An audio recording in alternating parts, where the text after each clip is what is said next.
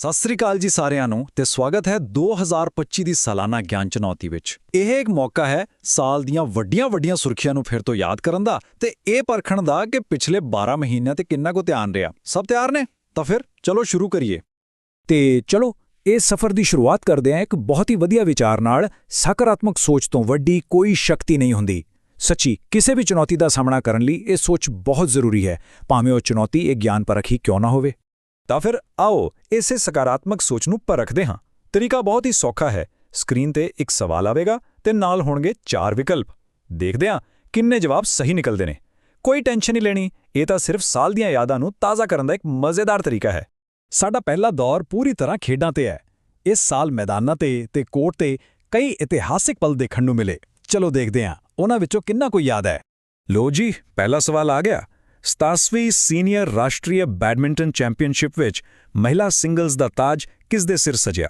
ਥੋੜਾ ਸੋਚੋ ਤੇ ਜਿਨ੍ਹਾਂ ਨੇ ਸੀ ਯਾਨੀ ਸੂਰਿਆ ਕਰਿਸ਼ਮਾ ਤਾਮੀਰੀ ਦਾ ਨਾਂ ਸੋਚਿਆ ਹੈ ਉਹ ਬਿਲਕੁਲ ਸਹੀ ਨੇ। ਕਿਆ ਕਮਾਲ ਦਾ ਪ੍ਰਦਰਸ਼ਨ ਸੀ ਉਹਨਾਂ ਦਾ। ਹੁਣ ਗੱਲ ਕਰਦੇ ਹਾਂ ਕ੍ਰਿਕਟ ਦੀ। ਅੰਤਰਰਾਸ਼ਟਰੀ ਕ੍ਰਿਕਟ ਵਿੱਚ 10,000 ਦੌੜਾਂ ਦਾ ਅੰਕੜਾ ਪਾਰ ਕਰਨ ਵਾਲੀ ਹਾਲੀਆ ਭਾਰਤੀ ਮਹਿਲਾ ਖਿਡਾਰੀ ਕੌਣ ਬਣੀ ਹੈ? ਇਹ ਬਹੁਤ ਵੱਡਾ ਮੀਲ ਪੱਥਰ ਹੈ ਸੱਚੀ। ਤੇ ਇਹ ਉਪਲਬਧੀ ਹਾਸਲ ਕੀਤੀ ਹੈ ਬੀ ਸ਼ਾਨਦਾਰ ਸਮ੍ਰਿਤੀ ਮੰਧਾਨਾ ਨੇ। ਹੁਣ ਸ਼ਤਰੰਜ ਦੀ ਬਾਜੀ ਵੱਲ ਵਧਦੇ ਹਾਂ। ਦੋਹਾ ਵਿੱਚ ਵਿਸ਼ਵ ਰੈਪਿਡ ਸ਼ਤਰੰਜ ਚੈਂਪੀਅਨਸ਼ਿਪ ਵਿੱਚ ਭਾਰਤ ਲਈ ਕਾਂਸੀ ਦਾ ਤਮਗਾ ਕੌਣ ਲੈ ਕੇ ਆਇਆ? ਥੋੜਾ ਦਿਮਾਗ ਤੇ ਜ਼ੋਰ ਪਾਓ। ਸਹੀ ਜਵਾਬ ਹੈ ਡੀ ਕੋਨੇਰੂ ਹੰਪੀ, ਜਿਨ੍ਹਾਂ ਨੇ ਦੇਸ਼ ਦਾ ਮਾਣ ਵਧਾਇਆ। ਤੇ ਉਸੇ ਟੂਰਨਾਮੈਂਟ 'ਚ ਵਿਸ਼ਵ ਚੈਂਪੀਅਨ ਕੌਣ ਬਣੇ? ਮਰਦਾਂ ਤੇ ਔਰਤਾਂ ਦੋਵਾਂ ਵਰਗਾਂ ਵਿੱਚ। ਇਹ ਇੱਕ ਦਿਲਚਸਪ ਸਵਾਲ ਹੈ ਜੋ ਖੇਡ ਵਿੱਚ ਦਬਦਬੇ ਨੂੰ ਦਰਸਾਉਂਦਾ ਹੈ। ਤਾਂ ਸਹੀ ਜੋੜੀ ਹੈ ਬੀ ਮੈਗਨਸ ਕਾਰਲਸਨ ਅਤੇ ਐਲੈਗਜ਼ੈਂਡਰਾ ਗੋਰੀਆਚਕਿਨਾ। ਚਲੋ ਜੀ, ਹੁਣ ਵਧਦੇ ਹਾਂ ਦੂਜੇ ਦੌਰ ਵੱਲ। ਇਸ ਵਾਰ ਧਿਆਨ ਹੋਵੇਗਾ ਦੇਸ਼ ਦੀਆਂ ਉਹਨਾਂ ਖਬਰਾਂ ਤੇ ਜਿਨ੍ਹਾਂ ਨੇ ਇਸ ਸਾਲ ਸੁਰਖੀਆਂ ਬਟੋਰੀਆਂ। ਨੀਤੀਗਤ ਫੈਸਲਿਆਂ ਤੋਂ ਲੈ ਕੇ ਵਾਤਾਵਰਣ ਤੱਕ ਦੇਸ਼ ਵਿੱਚ ਬਹੁਤ ਕੁਝ ਹੋਇਆ ਹੈ। ਸਵਾਲ ਹੈ ਮੁੱਖ ਸਕੱਤਰਾਂ ਦੀ 5ਵੀਂ ਰਾਸ਼ਟਰੀ ਕਾਨਫਰੰਸ ਬਾਰੇ। ਇਸ ਸਾਲ ਇਹਦਾ ਮੁੱਖ ਵਿਸ਼ਾ ਕੀ ਰੱਖਿਆ ਗਿਆ ਸੀ? ਇਹ ਇੱਕ ਮਹੱਤਵਪੂਰਨ ਪੁਆਇੰਟ ਹੈ ਕਿਉਂਕਿ ਇਹ ਦੇਸ਼ ਲਈ ਇੱਕ ਲੰਬੀ ਮਿਆਦ ਦੀ ਸੋਚ ਨੂੰ ਤੈਅ ਕਰਦਾ ਹੈ। ਤੇ ਸਹੀ ਜਵਾਬ ਹੈ ਸੀ ਵਿਕਸਿਤ ਭਾਰਤ ਲਈ ਮਨੁੱਖੀ ਪੂੰਜੀ। ਪਰ ਇਹ ਵਿਕਸਿਤ ਭਾਰਤ ਆਖਿਰ ਹੈ ਕੀ? ਜਿਵੇਂ ਕਿ ਇਹ ਸਲਾਈਡ ਦੱਸ ਰਹੀ ਹੈ, ਇਸ ਦਾ ਮਤਲਬ ਹੈ ਡਿਵੈਲਪਡ ਇੰਡੀਆ। ਇਹ 2047 ਤੱਕ ਭਾਰਤ ਨੂੰ ਇੱਕ ਵਿਕਸਿਤ ਦੇਸ਼ ਬਣਾਉਣ ਦਾ ਇੱਕ ਬਹੁਤ ਵੱਡਾ ਟੀਚਾ ਹੈ, ਜਦੋਂ ਦੇਸ਼ ਆਪਣੀ ਆਜ਼ਾਦੀ ਦੇ 100 ਸਾਲ ਪੂਰੇ ਕਰੇਗਾ। ਇਤਿਹਾਸ ਦੇ ਪੰਨਿਆਂ ਤੋਂ ਇੱਕ ਸਵਾਲ। 2026 ਦਾ ਸਾਲ ਉੜੀਸਾ ਦੇ ਕਿਸ ਮਹਾਨ ਸੁਤੰਤਰਤਾ ਸੈਨਾਨੀ ਦੀ ਜਨਮ ਸ਼ਤਾਬਦੀ ਨੂੰ ਸਮਰਪਿਤ ਹੋਵੇਗਾ? ਸਹੀ ਜਵਾਬ ਹੈ ਸੀ ਪਾਰਬਤੀ ਗਿਰੀ। ਉਹਨਾਂ ਨੂੰ ਪੱਛਮੀ ਉੜੀਸਾ ਦੀ ਮਦਰ ਟੈਰੇਸਾ ਵੀ ਕਿਹਾ ਜਾਂਦਾ ਸੀ।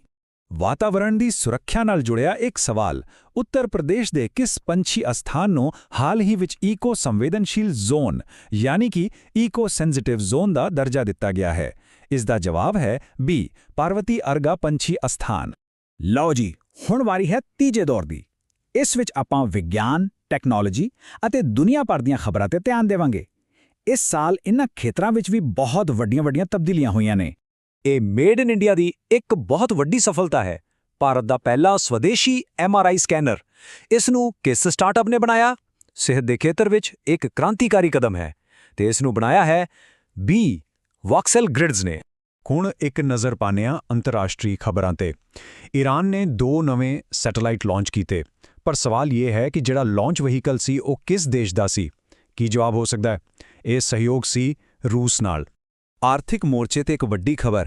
1 ਜਨਵਰੀ 2026 ਤੋਂ ਕਿਹੜਾ ਦੇਸ਼ ਸਾਰੇ ਭਾਰਤੀ ਐਕਸਪੋਰਟ ਨੂੰ ਡਿਊਟੀ ਫ੍ਰੀ ਕਰ ਦੇਵੇਗਾ? ਥੋੜਾ ਸੋਚੋ। ਇਹ ਭਾਰਤ ਆਸਟ੍ਰੇਲੀਆ ਆਰਥਿਕ ਸਹਿਯੋਗ ਤੇ ਵਪਾਰ ਸਮਝੌਤੇ ਯਾਨੀ ECTA ਤਹਿਤ ਹੋ ਰਿਹਾ ਹੈ। ਤੇ ਜਵਾਬ ਹੈ ਡੀ ਆਸਟ੍ਰੇਲੀਆ। ਤੇ ਹੁਣ ਪਹੁੰਚ ਗਏ ਹਾਂ ਆਖਰੀ ਦੌਰ ਵਿੱਚ। ਇਸ ਵਿੱਚ ਗੱਲ ਹੋਵੇਗੀ ਨਿਯੁਕਤੀਆਂ ਤੇ ਸਨਮਾਨਾਂ ਦੀ। ਦੇਖਦੇ ਹਾਂ ਇਸ ਸਾਲ ਦੀਆਂ ਮਹੱਤਵਪੂਰਨ ਸ਼ਖਸੀਅਤਾਂ ਬਾਰੇ ਕਿੰਨਾ ਕੁ ਪਤਾ ਹੈ। ਅਗਲਾ ਸਵਾਲ ਖਾਸ ਤੌਰ ਤੇ ਮਹੱਤਵਪੂਰਨ ਹੈ। ਇਹ ਇੱਕ ਇਤਿਹਾਸਿਕ ਪਹਿਲ ਹੈ ਕਿਉਂਕਿ ਇਹ ਪੁਰਸਕਾਰ ਬਿਲਕੁਲ ਪਹਿਲੀ ਵਾਰ ਦਿੱਤਾ ਗਿਆ ਹੈ। ਤਾਂ ਸਵਾਲ ਇਹ ਹੈ ਕਿ ਸਭ ਤੋਂ ਪਹਿਲਾ ਡਾਕਟਰ ਅੰਬੇਡਕਰ ਰਾਸ਼ਟਰੀ ਸਨਮਾਨ ਕਿਸ ਨੂੰ ਦਿੱਤਾ ਗਿਆ? ਇਹ ਇੱਕ ਬਹੁਤ ਹੀ ਵਕਾਰੀ ਸ਼ੁਰੂਆਤ ਹੈ ਔਰ ਇਹ ਸਨਮਾਨ ਮਿਲਿਆ ਹੈ ਬੀ ਪ੍ਰੋਫੈਸਰ ਬਲਰਾਮ ਪਾਣੀ ਨੂੰ। ਤੇ ਲਓ ਜੀ, ਇਸ ਗਿਆਨ ਪਰਖ ਦਾ ਆਖਰੀ ਸਵਾਲ। ਬੈਡਮਿੰਟਨ ਵਰਲਡ ਫੈਡਰੇਸ਼ਨ ਦੇ ਐਥਲੀਟ ਕਮਿਸ਼ਨ ਦੀ ਨਵੀਂ ਚੇਅਰਪਰਸਨ ਕੌਣ ਬਣੀ ਹੈ? ਇਹ ਖਿਡਾਰੀਆਂ ਦੀ ਆਵਾਜ਼ ਦੀ ਨੁਮਾਇੰਦਗੀ ਕਰਨ ਵਾਲੀ ਇੱਕ ਬਹੁਤ ਵੱਡੀ ਜ਼ਿੰਮੇਵਾਰੀ ਹੈ ਤੇ ਇਹ ਜ਼ਿੰਮੇਵਾਰੀ ਮਿਲੀ ਹੈ ਸੀ PV ਸਿੰਧੂ ਨੂੰ। ਬਹੁਤ ਵਧੀਆ। ਇਸ ਦੇ ਨਾਲ ਹੀ ਇਹ ਗਿਆਨ ਚੁਣੌਤੀ ਇੱਥੇ ਪੂਰੀ ਹੁੰਦੀ ਹੈ। ਭਾਵੇਂ ਸਾਰੇ ਜਵਾਬ ਪਤਾ ਸਨ ਜਾਂ ਕੁਝ ਨਵਾਂ ਸਿੱਖਣ ਨੂੰ ਮਿਲਿਆ, ਉਮੀਦ ਹੈ ਸਾਰਿਆਂ ਨੂੰ ਮਜ਼ਾ ਆਇਆ ਹੋਵੇਗਾ। ਪਰ ਜਾਣ ਤੋਂ ਪਹਿਲਾਂ ਇੱਕ ਆਖਰੀ ਸੋਚ ਲਈ ਰੁਕਦੇ ਹਾਂ। 2025 ਤੇ ਨਜ਼ਰ ਮਾਰੀਏ ਤਾਂ ਆਉਣ ਵਾਲੇ ਸਮੇਂ 'ਚ ਕਿਸ ਖਬਰ ਦਾ ਅਸਰ ਸਭ ਤੋਂ ਲੰਬਾ ਰਹੇਗਾ? ਕੀ ਇਹ ਆਸਟ੍ਰੇਲੀਆ ਨਾਲ ਹੋਇਆ ਵਪਾਰਿਕ ਸਮਝੌਤਾ ਹੋਵੇਗਾ, ਜਾਂ ਦੇਸ਼ 'ਚ ਬਣੇ MRI ਸਕੈਨਰ ਦੀ ਤਕਨੀਕੀ ਕ੍ਰਾਂਤੀ, ਜਾਂ ਫਿਰ ਖੇਡਾਂ 'ਚ ਨਵੇਂ ਚੈਂਪੀਅਨਾਂ ਦਾ ਉਭਰਨਾ? ਇਸ ਬਾਰੇ ਸੋਚਣ ਲਈ ਬਹੁਤ ਕੁਝ ਹੈ। ਇਸ ਚੁਣੌਤੀ ਵਿੱਚ ਸ਼ਾਮਿਲ ਹੋਣ ਲਈ ਬਹੁਤ-ਬਹੁਤ ਧੰਨਵਾਦ।